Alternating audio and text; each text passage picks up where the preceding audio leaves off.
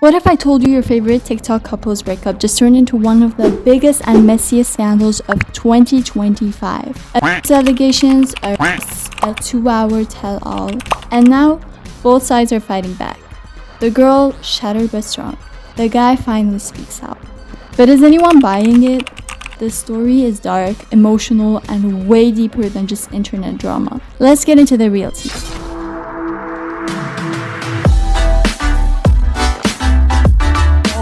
Hey Tiwis, welcome back to the channel. If you're new here, hi, I'm Kira and I talk about internet drama, pop culture, and all the chaos for your For You page. Grab a snack, a drink, maybe a cozy blanket, because today's video is going to be a lot. Like, I've got screenshots, timelines, and receipts.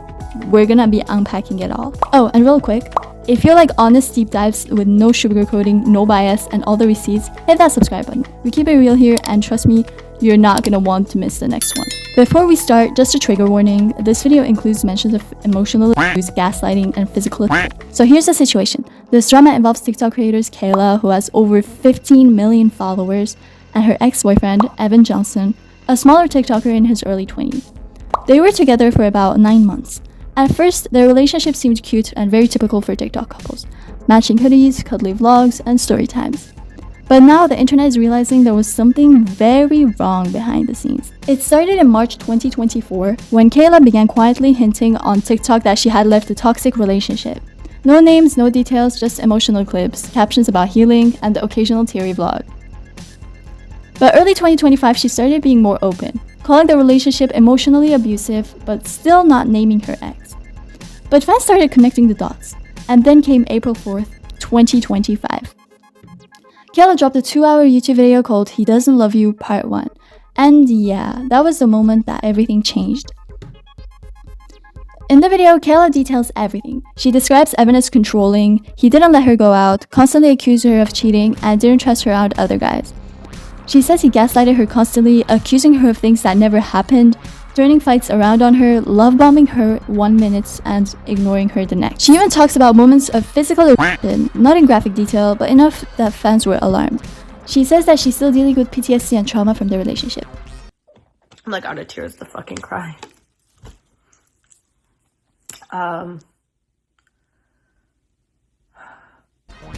And honestly, a lot of people related to her story. Comments were filled with survivors saying, "This is me. I wish I had left sooner too." Then came the bombshell. On April 7th, 2025, just 3 days after her video, Evan was arrested. Yes, arrested for domestic assault and violating his probation. Now let me be clear. He was released the same day on bail. He is not in jail right now. You serious? But the arrest is public record. He still has legal stuff coming up and the case isn't closed yet. But the fact that there was an actual arrest, it gave huge credibility to Kayla's story. This wasn't just online drama anymore. TikTok went crazy. Old videos of Kayla started resurfacing. All in honor of the Glow Up series. Went blind in my left eye. Oh, you don't believe me? Won't open. One from early 2025 shows her crying with what looked like a bruise on her cheek. Another from January had people zooming in on her neck, finding what looked like covered up marks. She had even posted one in December with the caption, "I hid this too long and it's haunting me." Looking back, it's like she was screaming for help and no one really noticed. So what does Evan do? He posts a 5-minute video and it's a mess. Like confusing, emotional, and full of contradictions. Let's break down what he says. I post like 2 little snippets of like I'm getting into modeling, and this is my modeling buddy right here. And I was like, I'm getting into modeling, and then we text each other throughout the day, like how our day is going and stuff like that. I'm not manipulating her. I'm not like, I want you back or any of this. I'm like, I need to focus on myself. And she texts me. And people call that like trauma bond and stuff like that. The 9 months we were together, she said the whole 9 months I was abusing her. Right? Why would we go out all the time and do all these crazy adventurous stuff if the whole time it was just terrible? If I was this terrible guy, why would she be with me? She could have left me at any second. She's way more up there than me. Has more money, like all this stuff. She don't need me. And if she figured I was no good for her in the time being, she would have left immediately. I promise you that. She exaggerates. He starts off saying Kayla twisted the truth. but then admits he was insecure and controlling. You can't say someone's lying while admitting they're kind of right. Like...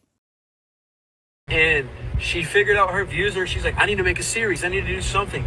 And now that me and her broken up, it's like, does she really love me? Like, she's saying what she does behind the scenes to me. Like, I love you, I miss you. All this stuff behind the scenes. But then goes on there and tells you guys a whole different fantasy tale. I don't understand it. And abusive, mentally, I guess, we both, I'm gonna hold myself accountable. And I hope she, like, we would say crazy shit to each other all the time. And I guess it came to a point where I was controlling, like, hey, I don't feel comfortable with you going out to the bars. Or, hey, I don't want to go out to the bars. Let's stay home. If that's controlling, that's crazy. I want to live a slow life and travel and just be us. We had to tag Emma along everywhere we went because they wanted to do stuff together. They wanted to go out parties. She said since she just turned 18, that's her first time going to bar life. Her and Emma both went to bars together. That's her bar buddy. And then she met me, and I'm like, I don't want to be in the party life. Alcohol is a big problem for me.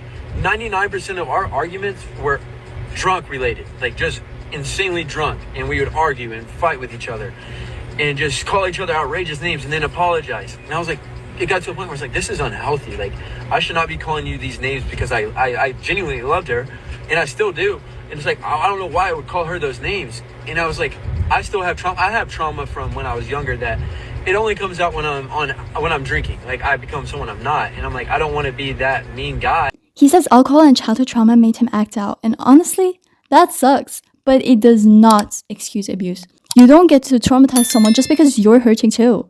I want to be that normal guy. I gave up drinking. I don't do any of that. I've been fixing myself, acknowledging myself, knowing what I did was wrong. And I don't think she's growing. She says she's growing. She still went out to party. She's still drinking. She's still doing all this. And she just goes on TikTok and says, like, my life's terrible. I'm actually me now. Why were you with me if you were not you? Why? She immediately went and texted me and said, sorry, I had to do that. I'm texting another guy that's a big influencer, and he's like, she's literally doing that to get clout chasing. That part honestly made a lot of people mad. Kayla never said his name. She didn't use clickbait. She cried through most of the video.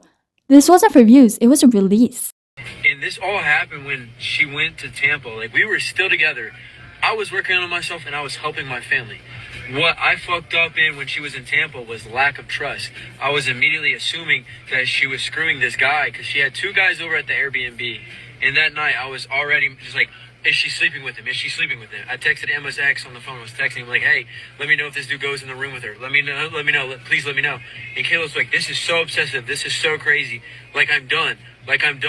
Call me drunk as shit, screaming at me, cussing at me. Fuck you. You're worthless without me. You are nobody, which I understand. She put me on the map. But at the same time, I can't deal with hate when I know I'm not the only one putting in. It takes two to tango. If you think I'm the only one that was abusive, she abused me so many times, would degrade me, it's all about her, never about me. I'm living in her shadows. We were both toxic. This one, a classic line. Sure, both people can make mistakes, but when one person is constantly controlling and aggressive, it's not equal. Abuse. We'd crash out at each other at events, drunk, arguments, fuck you. Yes, I might have said some unnecessary things. I never meant anything I've ever said to her that was like hurtful. It was more in spite of a mean argument.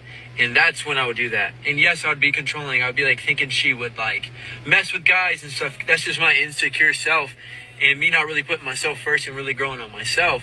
So I was like, I need to go back home and really lock in because I want you, Kayla. Like, I need to fix this thing where I see a recurring cycle where I'm putting you down for no reason. Like, I want to go fix myself. So I came back to Nashville. We're still together. I'm still working on myself. And she texts me. Even after we broke up, she texts me and calls me. If I really abused her as bad as she's saying, why would she still text me? Why would she still do the things she's doing? He claims Kayla Snapchatted him after the breakup, but that doesn't cancel her story. Trauma bonding is real. Victims often reach out again even after leaving, especially when they're confused or manipulated. I don't understand, and watch, this is proof. Like, February 12th, 11:20 at night, she just snapped me again. I have her location, I have everything. Let's see what she did. And then she just sends me a snap, a regular snap. Like, what is that?